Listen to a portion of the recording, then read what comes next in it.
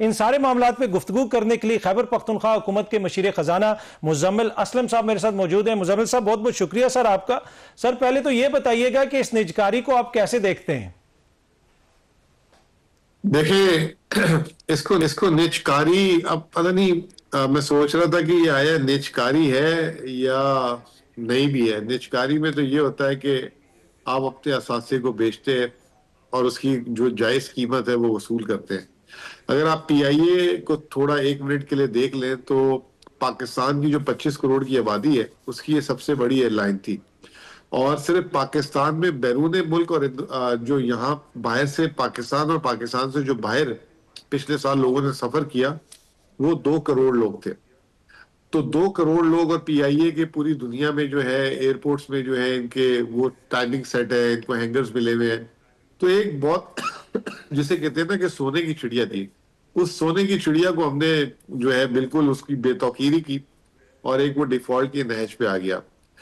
मैं सिर्फ ये कहूंगा कि ये जो है आज हमारे लिए जो है सारों की कलेक्टिव जिम्मेदारी है कि हम कौम से माफी मांगे, तमाम सियासी जमातें, कि इस पीआईए को हम यहाँ तक ले आए और सिर्फ 135 अरब कह लें या 10 अरब रुपए में जो है हमने आज दे दी।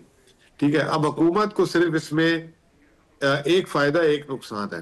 फायदा ये है कि जो सालाना जो 60, 70, 80 अरब रुपए जो है जो हुकूमत जो है क्या कहते हैं इसके लॉसेस में भरती थी, खर्च करती थी इस पे, तो हाँ, तो वो जो है आज हुकूमत की इसमें जान छूट जाएगी, नंबर 1।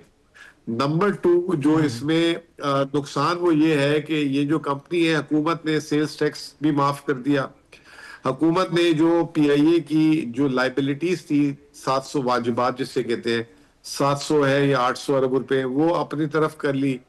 उसके जो मुलाजमीन है वो भी जो है उनको कह दिया कि 1 साल के बाद वो भी बेशक आप वापस हमें कर दें, उनकी पेंशन ये वो। तो हुकूमत ने एक बेसिकली बना बनाया जो है जिसे कहते हैं सौदा जो है सामने दे दिया।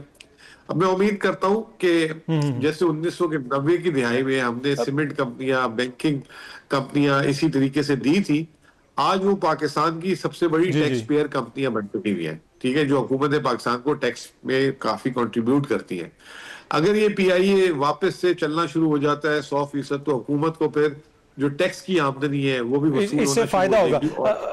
अच्छा, इसमें ठीक है, इसमें एक और चीज मुजम्मिल साहब के आपकी भी हुकूमत रही, उस वक्त आप लोग निजकारी नहीं कर सके। ये मामला तो काफी 8-10 साल से चल रहा है, और फिर खैबर पख्तूनख्वा की हुकूमत ने भी एक मौके पे कहा कि जी हम भी पीआईए को खरीदने के लिए तैयार हैं। आप लोगों ने भी इस तरह की बात की और एक इजहार किया इस चीज का कि जनाब हम इंटरेस्टेड हैं।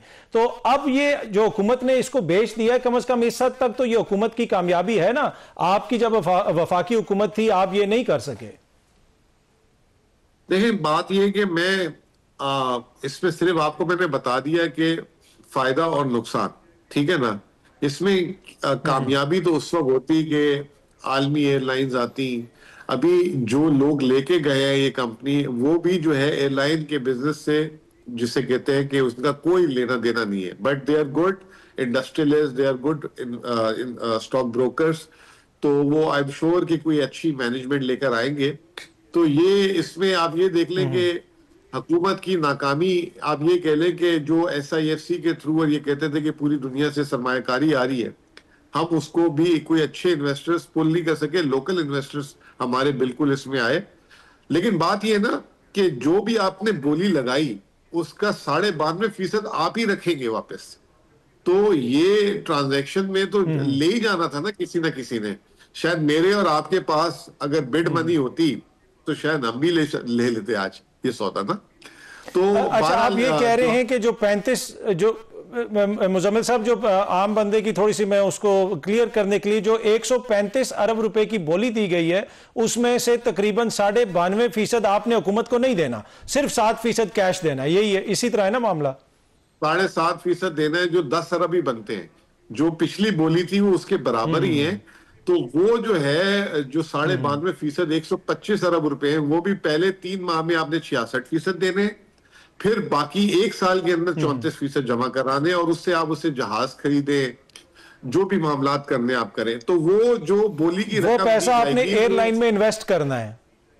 جی تو وہ جو ہے ایئر لائن میں انویسٹ کر کے اس کے مالکانہ حقوق اسی بولی والے کے ہیں، تو اس نے تو 10 ارب میں لے لیے۔ اب یہ ہے کہ اس نے رسک لیا ہے کہ اگر خدا نہ خواستہ حالات نہیں چلتے، ایئر لائن کے لاسز ہیں جو میں نے آپ کو کہا کہ ابھی جو 70-80 ارب کے، حکومت نے یہ کہا کہ 1 سال کے بعد وہ بھی ہم آپ سے لے لیں گے، تو پھر وہ جو ہے اس کو کیسے آپریٹ کرتا ہے وہ اس کا ایک رسک ہے، اور میں اس کو مبارکباد بھی دینا ٹھیک چاہوں گا، نیک خواہشات کا بھی اظہار کروں گا۔ اور جیسے میں نے کہا کہ 1990 میں جب آپ نے اسی طریقے سے دی تھی، آج وہ پاکستان کی سب سے بڑی ٹیکس پیئر کمپنیز بن چکی ہوئی ہیں، تو اللہ کرے کہ یہ اس شکل میں ہی آ ٹھیک ہے۔ جائے۔ باقی مبارکباد اگر آپ سمجھتے ہیں کہ دینی چاہیے تو میں دے دیتا ہوں آپ کی طرف سے، لیکن آج ہمیں جو ہے اپنی ساروں کو کلیکٹیو، اس میں پی ٹی آئی والوں کو بھی، نون لیگ کو اور پی پی پی کو بھی اپنی جو غلطیاں ہیں اس تک، جو اب عوام جو ٹیکس پیئر دیکھیں نا، آئی پی پی کی 1250 ارب کا انہوں نے گردشی قرضہ کا ختم کر دیا، اس پہ بجلی پہ ٹھیک ہے۔ 3.25 روپے یونٹ لگا دیا۔ ابھی سرکولر ڈیٹ گیس کا کہہ رہے ختم کریں گے، 5 روپے پیٹرول کی قیمت بڑھانے کی بات کر رہے ہیں۔ اسی طرح یہ 800 ارب جو پی آئی اے کے ٹھیک ہے۔ واجبات ہیں جو حکومت نے دے دی ہیں، وہ بھی ٹیکس پیئر نہیں واپس کرنے ہیں۔ تو قوم سے ہم ساروں کو شرمندگی کا اظہار کرنا چاہیے کہ دیکھیں یہ ہم سے ماضی کی غلطیاں اچھا، جو ہماری ہیں۔ جی جی اس میں دیکھیں یہ ماضی کی غلطیاں تو ہیں، لیکن ایک اور جو ایشو ہے وہ یہ ہے کہ اب یہاں سے آگے جو فورن انویسٹمنٹ کی بات ہوتی ہے، ویسے تو گزشتہ 2-3 سالوں سے مسلسل کہا جا رہا ہے، وہ آپ کو آتی بھی نظر آ رہی ہے؟ اگر کوئی سٹرکچرل چینجز وغیرہ بھی ہوئی ہیں تو وہ فورن انویسٹر کیوں نہیں اٹریکٹ ہو رہا؟ اس کی بنیادی وجہ کیا؟ ذرا بریفلی مجھے بتائیے گا۔ دیکھیں، پالیسی کنسسٹنسی نہیں ہے نا، نیٹ میٹرنگ دی تھی وہ نیٹ بلنگ ہو گئی ہے، ٹھیک ہے نا، اوور نائٹ ہم جو ہے نا rules of the game change کر دیتے ہیں، پھر آپ کی عدالتوں سے بھی جو ہے ٹھیک ہے۔ آپ کو وہ نہیں ملتا، تو وہ یہ تمام چیزیں، پھر آپ کے ایکسچینج ریٹ انسرٹن ہے، ابھی یہ نہیں پتا کہ 25ویں کے بعد پھر 26ویں پروگرام میں چلے جائیں۔ ابھی آپ دیکھ رہے تھے کہ پچھلے دنوں ڈالر کی بھی باتیں آ رہی ہیں کہ پھر ڈالر مارکیٹ میں قلت ہو گئی ہے۔ تو یہ تمام چیزیں انویسٹر جو فورن انویسٹر وہ کہتا ہے کہ جیسے میں بہت فورن انویسٹرز کو ہم بھی لے کر آئے ہیں ملک میں، تو وہ یہ کہتا ہے کہ میں 100 روپے کے ڈالر میں لایا تھا پاکستان میں اپنے ڈالر، اور اب 300 کا ہو گیا ہے، تو میرے تو جو ہے نا 66% تو ویسے ہی نقصان ہو گیا کرنسی میں، پھر اس کے بعد بھی آپ پروفٹس باہر نہیں بھیجنے دیتے۔ تو یہ تمام چیزیں جو ہے پالیسی کنسسٹنسی سے لے کے میکرو اکنامک سٹیبلٹی جب تک نہیں ہوگی، اور پھر رول آف لا اور جو یہ تمام چیزیں، تو آپ کا فورن انویسٹر ہیزیٹیٹ کرے۔ دیکھیں اسٹاک مارکیٹ میں آپ کو بار بار کہہ رہا ہوں کہ جتنی بھی جب سے یہ 40,000 سے 1,70,000 ہوئی ہے، فورنر نیٹ سیلر ہے، صرف اس سال $250 ملین کی نیٹ سیلنگ کی ہوئی ہے، یہ لوکل کمپنیوں کے تھرو بائنگ ہو رہی ٹھیک ہے، ہے۔ ساری چیزیں ہو رہی ہیں۔ تو فورنر از ناٹ کمفرٹیبل، چاہے چھوٹے انویسٹمنٹ ہو چاہے بڑی ٹھیک ہے۔ انویسٹمنٹ ہو۔ جی جی پھر اس کے بعد بھی آپ پروفٹس باہر نہیں بھیجنے دیتے۔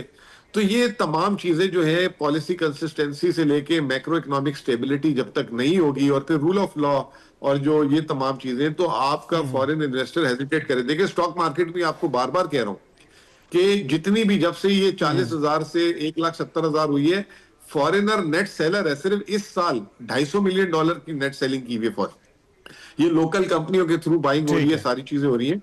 تو فورنر از ناٹ کمفرٹیبل، چاہے چھوٹے انویسٹمنٹ ہو چاہے بڑی ٹھیک ہے۔ انویسٹمنٹ ہو۔ جی جی